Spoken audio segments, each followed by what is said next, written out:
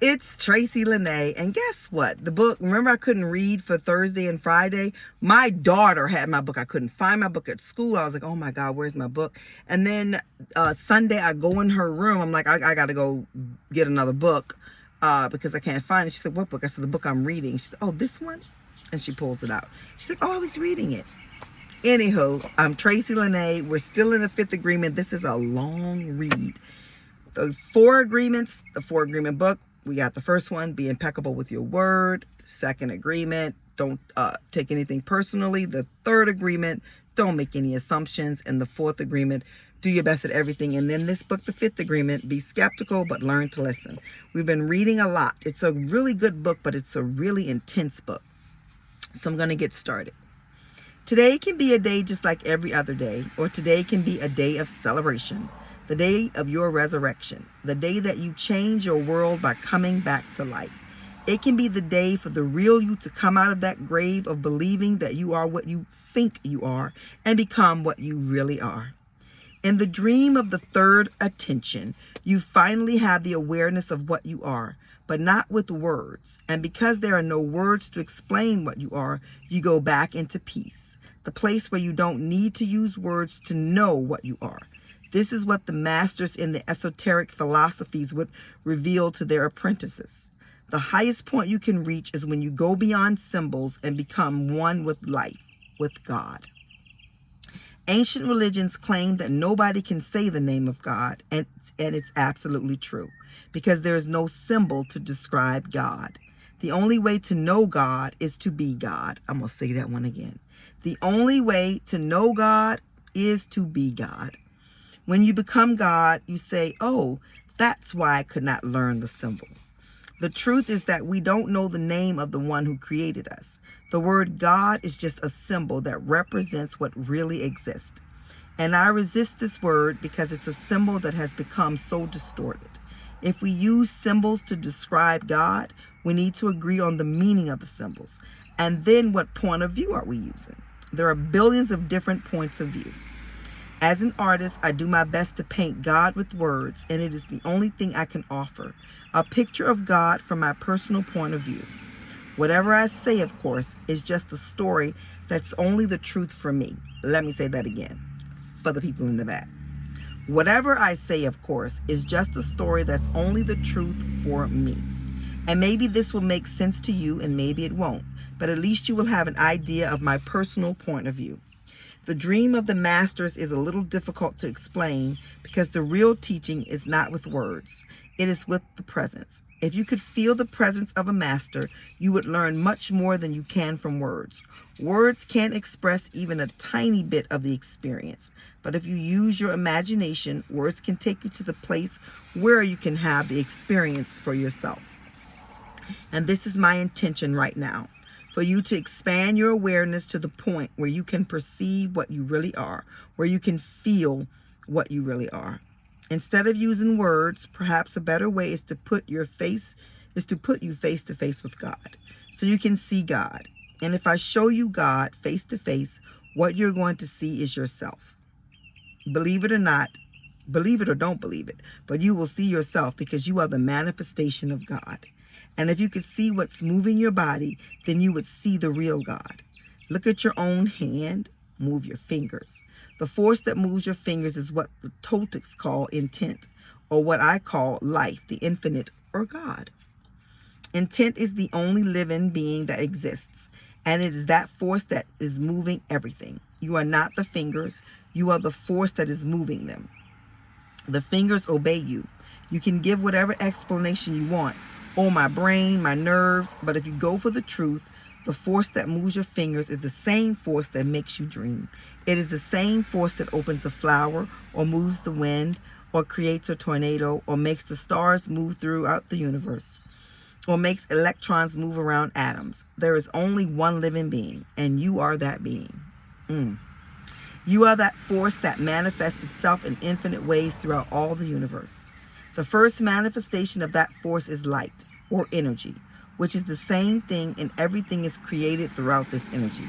Scientists know that everything is made of energy, and since there is only one force in the universe that creates this energy, At this point, science and religion come together, and we can understand that we are God because we are light.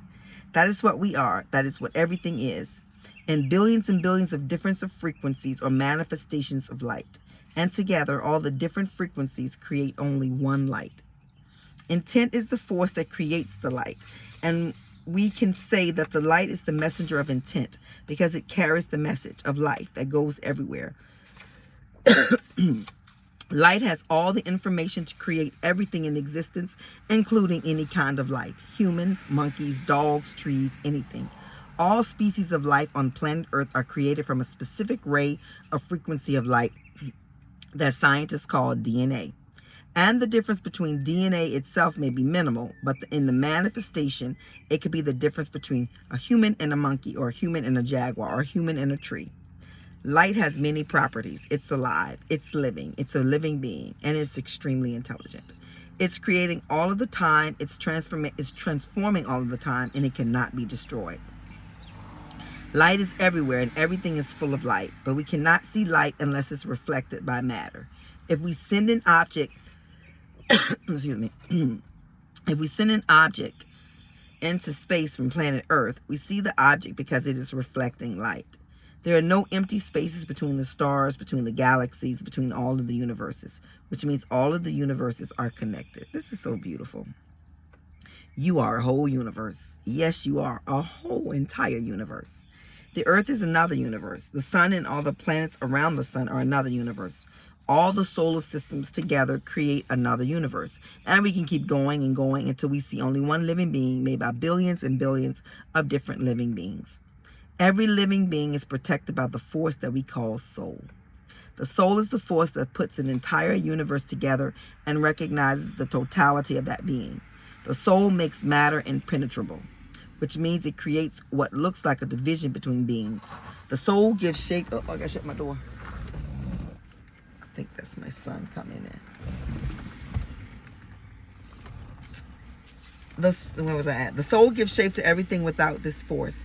There will be no difference between you and a flower or a fish or a bird. Your soul was born at the moment of your conception, and it recognized every element of itself, every molecule, every cell, every organ of your being. Hey, son. I'm just doing my video. I read a book, and I read it and then talk about the book and post it on my YouTube. What's the book? This book is The Fifth Agreement, a practical guide to self-mastery. I only read books that'll help people. Oh, that's good. Yeah, so I'm almost done with this book. So I have to come outside sometimes because the boys are so loud. Oh, Yeah. That's my baby boy. He's amazing. If you're in the Virginia area and you need your car tinted, he has a tinting car business. He tints car windows. My daughter gonna have to do something. It's humid, so it's kind of all over the place. Anyhow, that's my baby boy. Where was I at? The soul gives shapes to everything. Without this force, there will be no difference between you and a flower or a fish or a bird. Your soul was born at the moment of your conception, and it recognizes every element of itself, every molecule, every cell, every organ of your being. Your soul recognizes everything that belongs to your universe, and it rejects everything that doesn't belong to it.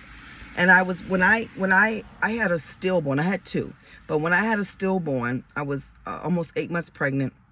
And I went into labor. I knew it was too early to go into labor, but we thought, okay, well, maybe it's just going to be an early birth. But it was, you're really pregnant for 10 months, just so you know. You're pregnant for 10 months. So I was at 30 weeks, right at 30 weeks, and he just couldn't make it. There was something obviously wrong. But I was talking to this woman, and she said, oh my God, how blessed and lucky are you that a soul only needed 30 weeks in the womb to create the complete time and is now an angel. And I believe that. At first I thought she was just saying to make me feel better, but I believe that. And I've had two of those. I got two angels babies. I don't believe God took my baby because God needed an angel. That kind of stuff frustrates me, that we think God is so petty and so selfish that you would say, I'm going to give you a child, but I'm taking it back because I need me an angel. God can make an angel. God can do anything. Doesn't need to take your baby to make an angel. God can say, I'm going to make an angel. And that's what I'm going to do. Because guess what? I think I told y'all the other day when I was in the store and that little girl told me I was an angel. I'm an angel. So I just had, oh my, I just thought about that. So I'm an angel, right? And those two souls needed to become an angel. I guess they didn't want to be earth angel.